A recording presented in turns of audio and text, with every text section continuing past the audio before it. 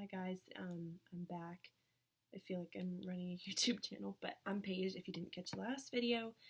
This one we're going to talk about 5th grade fall lessons week 3, which is your second week of teaching, but it's week 3 because your first week was the science interest surveys. Anyway, this one's continuing to progress with the whole environmental water cycle idea that we talked about for the last one, and you'll be talking more about weather in general. This one is a really fun activity. They always get really excited about it. It's exciting to see. You're talking a lot about cloud formation and like high pressure versus low pressure systems.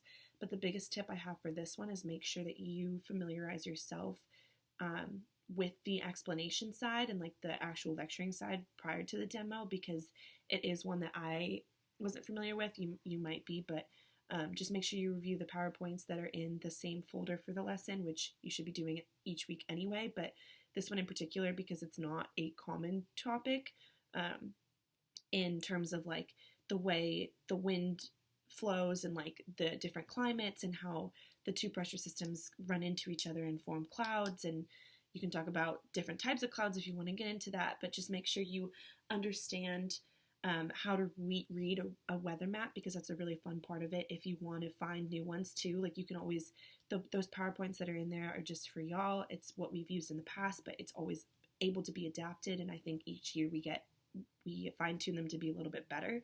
So if you want to find new videos or new pictures to project onto the screen, it's really fun for them to get a chance, like get your more confident kids and outspoken kids to stand up there and like describe what's happening, because I think that's a really useful tool, and it also is good to take up time.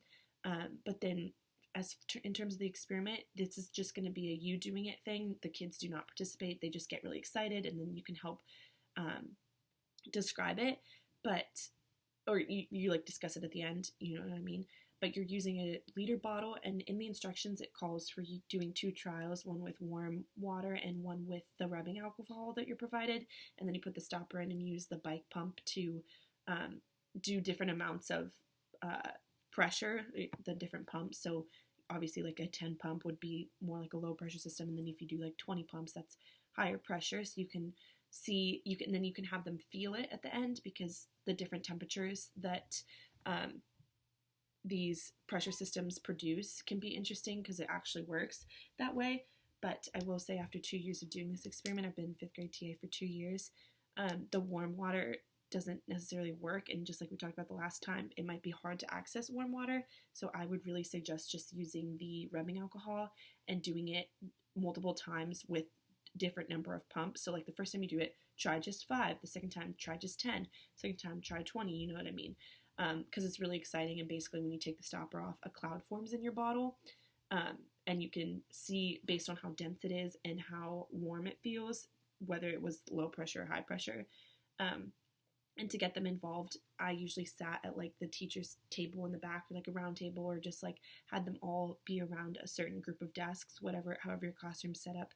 And it's fun to let them all go through and pump it once, and then they kind of count together, and then it feels like they're contributing because they're all pushing down on the bike pump. And so that's helpful, as long as you're holding the bottle and making sure the stopper's in. And also just a tip when you're looking over your supplies and making sure that you have everything prior to beginning teaching that week, make sure that you have the needle that goes into the stopper, because my first time doing this, there was basically air left around because you have a black stopper and then it has a hole in it, and air was leaking out. So when we were pumping, it wasn't working. So I needed the correct needle size. So just make sure that it's completely sealed in your bottle. Also a fun thing to try at home before entering the classroom, just so you kind of understand what you're looking for. That goes with all things, but this one especially, I found it helpful to just test everything out and make sure that it was all squared away, which I regretted not doing my first year because I didn't have the correct needle. So make sure you familiarize yourself with the content, because it's super critical that you are able to answer their questions, because teaching 5th grade, they are so inquisitive and they're guaranteed to ask questions about this.